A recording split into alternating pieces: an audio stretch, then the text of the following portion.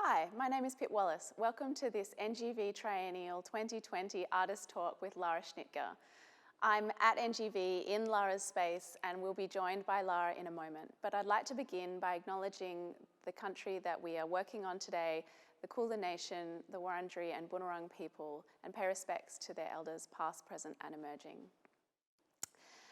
Lara, welcome. It's great to see you. I thought we would begin if you could just introduce yourself and tell us where you are right now.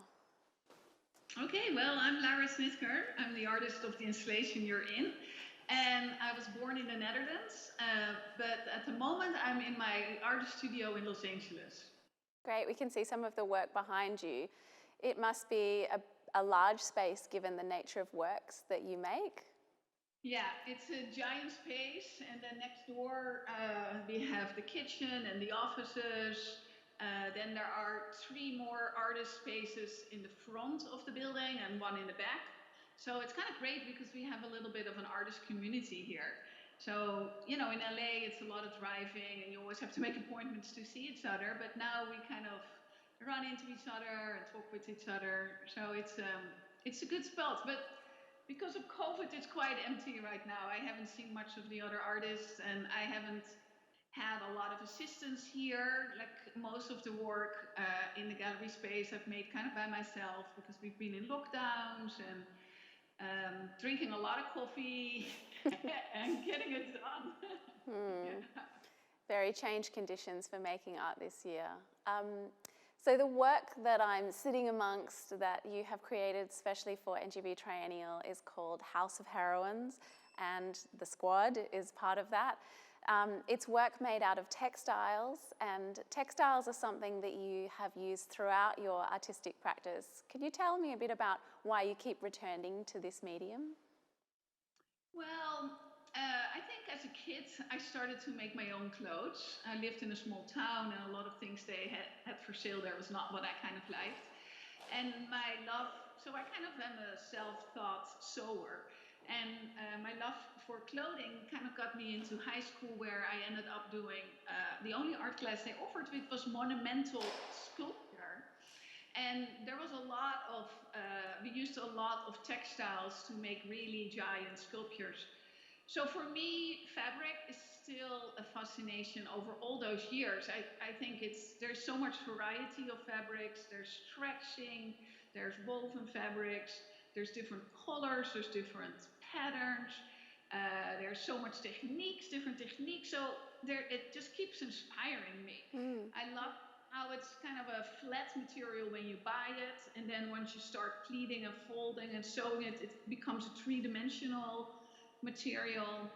It's easy to make things really big but not heavy. You know, I'm not like super strong, so working with these kind of softer materials but making really strong and giant works, I find that a very interesting connection of the 2 pieces. I also travel quite a lot, so the works like they can fold up and then be shipped in a smaller version and then or put in my backpack or whatever and then installed and creating their big shape. So that's an element because I like to make works on different locations and that doesn't, so if I would make stuff in bronze or something, I would limit a lot of traveling of the works. So that's another great thing of working with fabrics.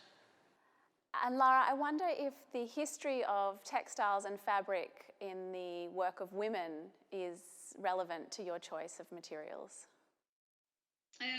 Well, when I choose working with fabrics, it was never because it was a very feminine material. That's not really why I choose it. I choose it because I loved fashion and I loved what fashion can do to yourself. You can dress yourself, you can you can suddenly be a different person, you can put slogans on yourself.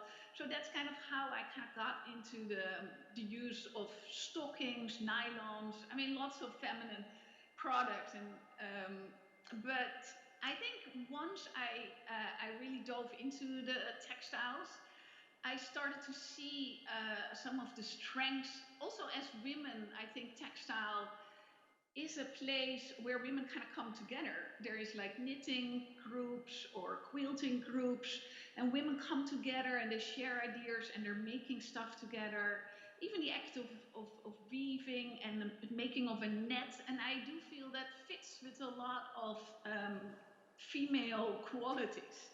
Instead of being alone in the studio making one giant thing, it's something like together we make a giant thing. So that element I love from fabric.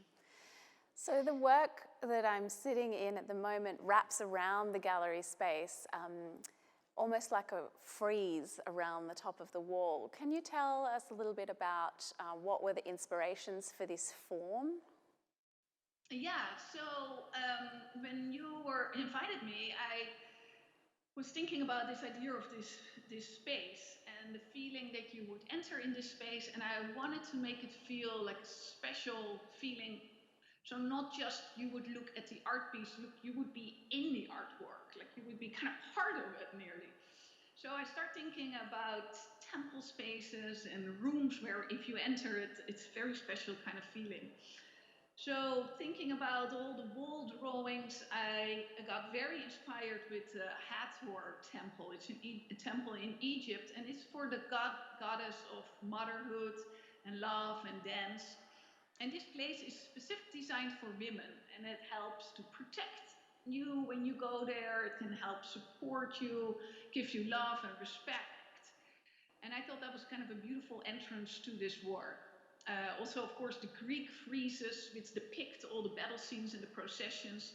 So I like to play with those drawings. Also in the Egyptian temples, the walls are covered with drawings explaining different rituals, telling stories to you, giving advice. So I thought it's kind of a beautiful moment to bring all this together. So some of the colors of the wall, I kind of was thinking about the sandstone and this kind of natural colors, even though I'm using a very unnatural material. and then the massive scale of a place when you come in somewhere and you feel kind of dwarfed by it yourself, and that's the idea of the columns actually in that Hathor temple are also a lot of pillars holding up the space.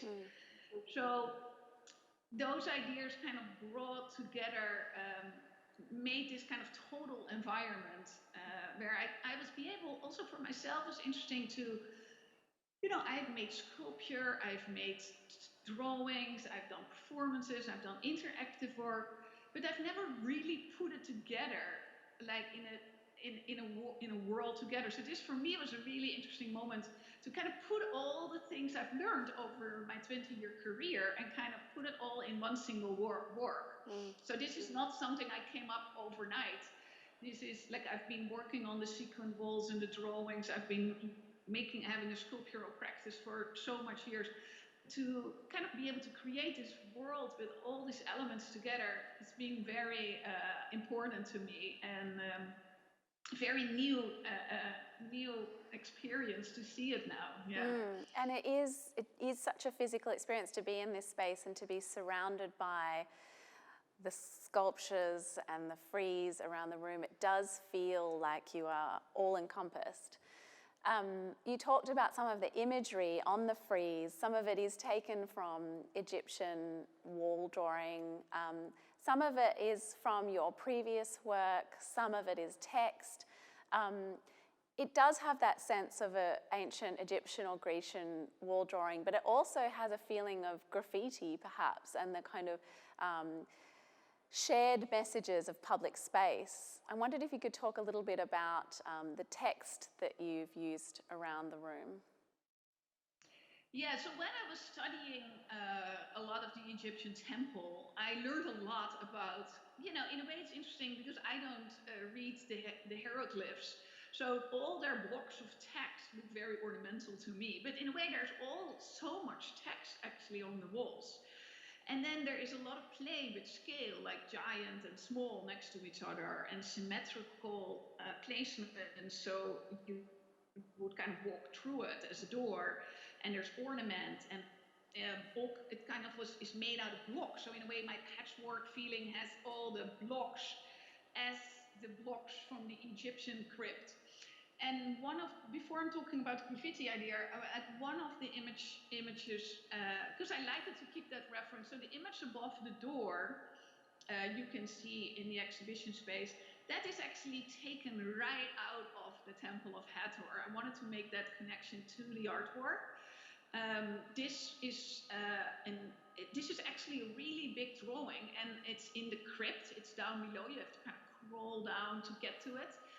And people are still kind of baffled by it because they think maybe these are giant light bulbs. They don't really know what's on the image. But a lot of scholars think it's kind of incredible how the Egypts, they think it's kind of an ovary and a fallopian tube with a snake in there for fertility. So it's kind of incredible that the Egyptians already had that sense of women autonomy. So I thought that would be kind of interesting to bring that back. But it is a lot of one of the things I do like to do in my work is to not make a higher degree of which message is more important than another. So I treat all the messages and all the same. So that's why some words are written bigger, some are smaller, but they're all kind of equally important. For me, if I think about graffiti,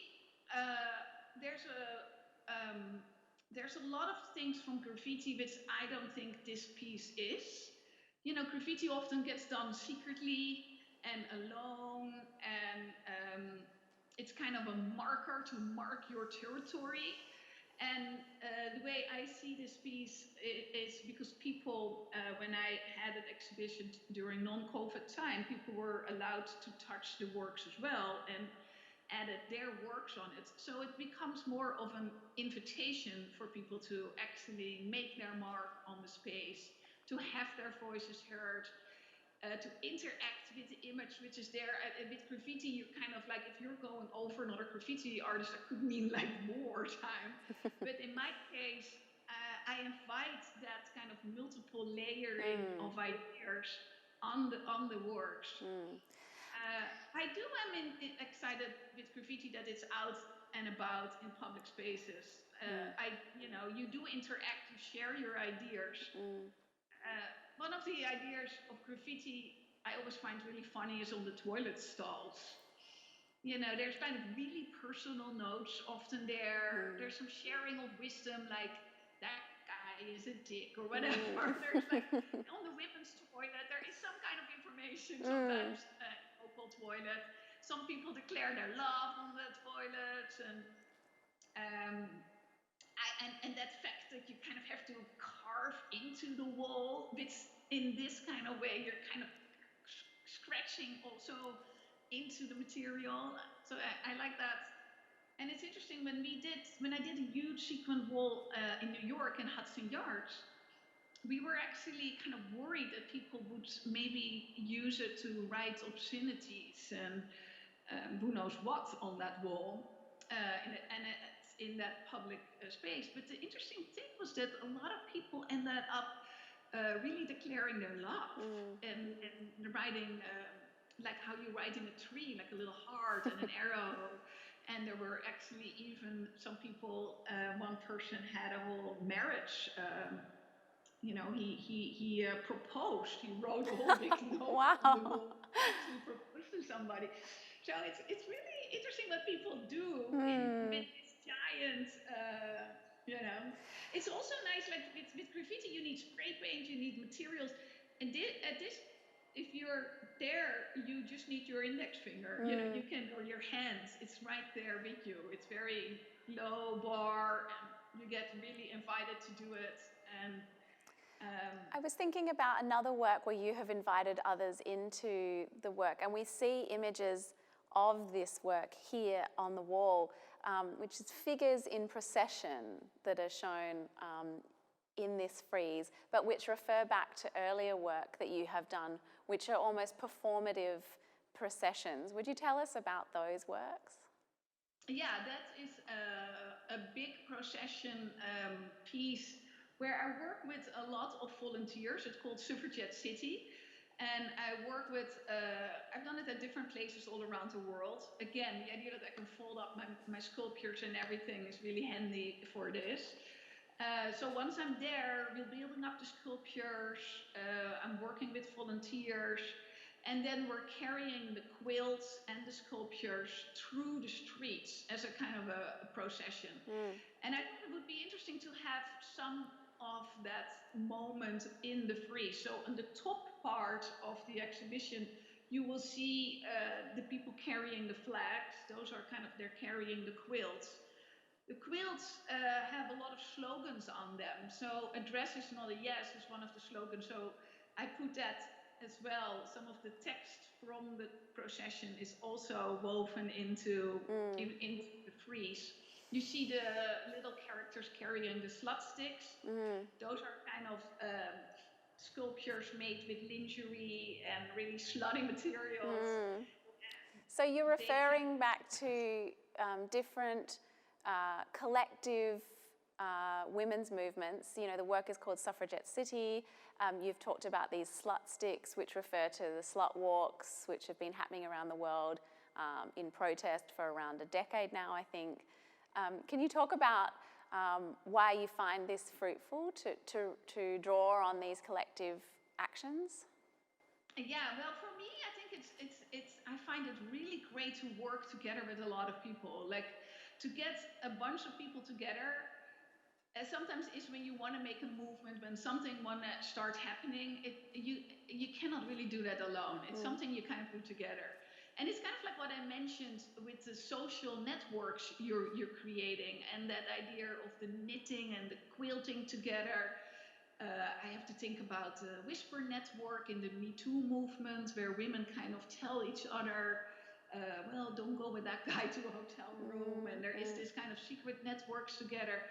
And I think women together, women can create amazing communities. I think the collective visual presence of women is just a really strong power. And like, if you think about the Women March happened after Trump got elected here in America, has been going on every year since. It's been such a strong movement.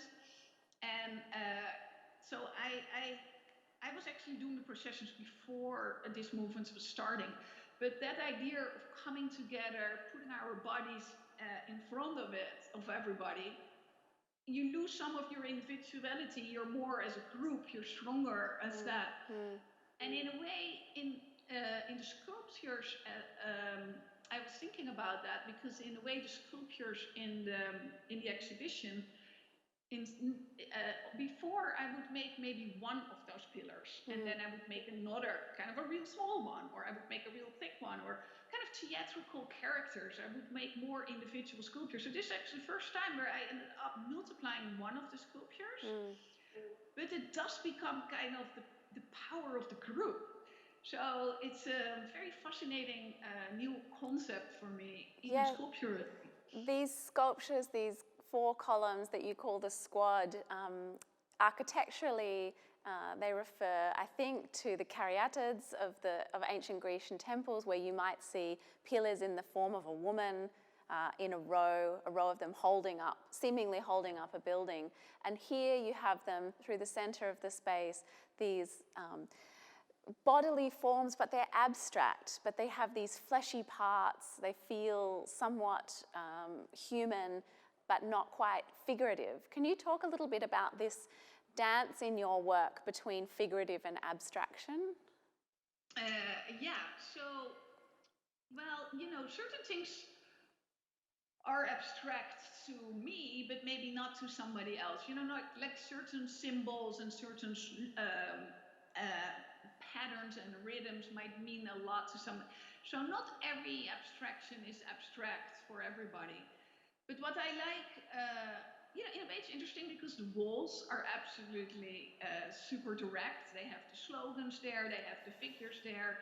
It's really in your face, and in that sense you kind of have to take it and live with it or deal with it. But what's nice with more of an abstracter form and a suggestive form, because it does open up for the viewer I think it's maybe sometimes an easier entrance point. Like you can you can have more of an experience, maybe like what you're saying, like an experience with the softness of the material. You can picture a crown or a face in there, but it doesn't have to be there. It doesn't have to represent anyone. It could be a male, it could be more female. So I like how that has so much suggestive and not so much specific ideas. It feels more kind of like a spirit, like like some, as if you're trying to conjure the spirit in the works. It's kind of like magical art, nearly a little bit. Like I'm trying to make these fabrics look alive, but they cannot look like me or you. They're fabrics. So I try to give that feeling. So you kind of go into a more of a magical art elements. Yeah, they are very evocative in their suggestiveness, and it kind of leaves a lot of room for the imagination to take it wherever the viewer wants to. There was one image on the frieze that I wanted you to tell us a bit more about. It's a circular figure, a form made of crossed sticks, seemingly. Can you tell us a little bit about where this symbol comes from? Oh yeah, that's right. Yeah, that symbol is also in the top, and it's kind of part of the, I'm going to get the name right here, it's the Fisher symbol, and it's a Viking protection symbol. And the Vikings, when they would travel, they would draw this symbol on their shoes. Later, it's being used in more Nordic culture as a protection symbol, and it's part of the suffragette city processions, where at one point, every procession I do is different. Like if I would do one in Australia, which I actually did in Sydney, I worked a lot with the Aboriginal women's group. So everywhere I go, I kind of change it up to the location and make it more specific. So this time it was in Los Angeles, and my daughter had all her friends they wanted to join. And I was like, whoa, that's a lot of real pure souls in this kind of really intense moment. So I decided to make these kind of protection cloaks for the children.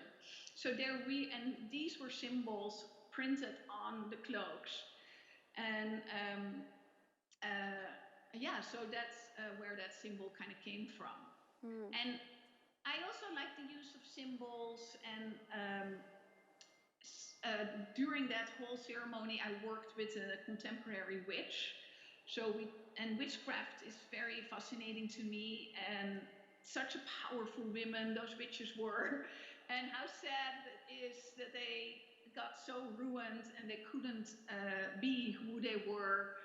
And even right now, if you think about some of the bitches and the sluts, and a woman who has a really high position in a company quickly gets called a bitch, or somebody who really owns their sexuality is a slut. So some of these denigrating forms for women,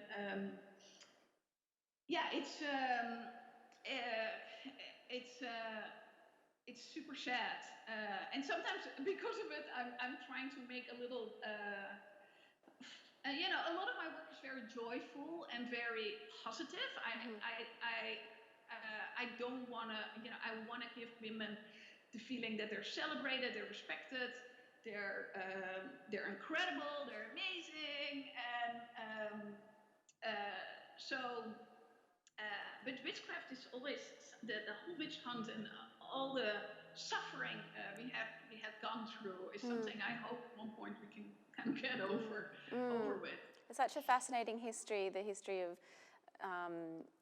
the witch trials and the kind of use of the label of the witch to denigrate any woman who didn't participate in society in the way she was expected. It's a fascinating history.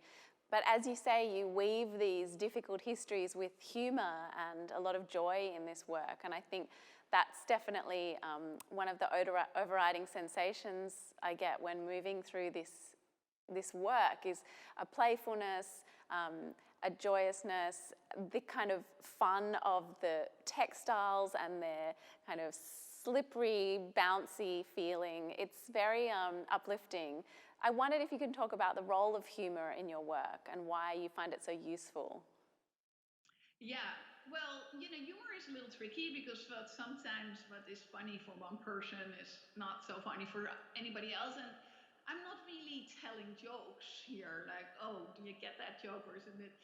I think there is more, like you say, it's more a joy I have. So when I'm making the works, I entertain myself and I'm like, what would I like to see on here? And a lot of like some of the quotes, I see some, I always have my eyes open and I see somebody with a t-shirt, I'm not to kill ya. I'm like, wait, what does that mean? And then I'm like, that's such a funny slogan. And then it's like, oh, it's like, I don't want to be, you don't have to be always nice. As a woman, sometimes you're like, oh, you always have to be nice and friendly.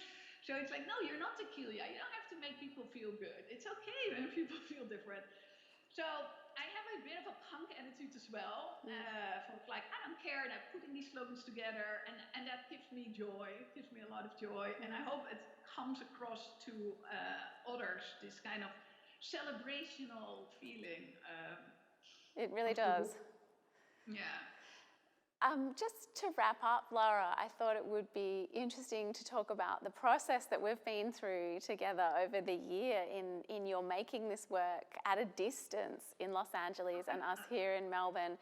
And just what an incredible amount of trust you have given us in order to execute the work. So just to kind of flesh out the creation process a bit, you worked in the studio patching together the sections of the frieze, sewing the different panels together.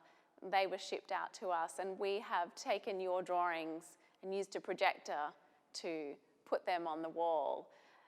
How have you found this process of working at a distance? It must feel very strange when you are used to doing the drawings yourself. Yeah, it has. It is strange. I mean, I'm really sad I cannot experience the work myself. That is kind of the hardest part, I think, for me, because I've been so envisioning it. I've been rebuilding areas here in the studio. I played with the colors in my mind. I kind of put parts up. I mean, in a really funky way, like. So I've been. But for the drawings, I did do all the drawings in the studio as well. Like I had here's like a panel, and I had around the corner. There's another bigger panel. So I've done all the drawings piece by piece. It was kind of hardcore because I would draw it and I would make them look the way I love them. And then I would make a photo of it, and then I would erase it again and make a next one. So it was a little hardcore to keep doing it.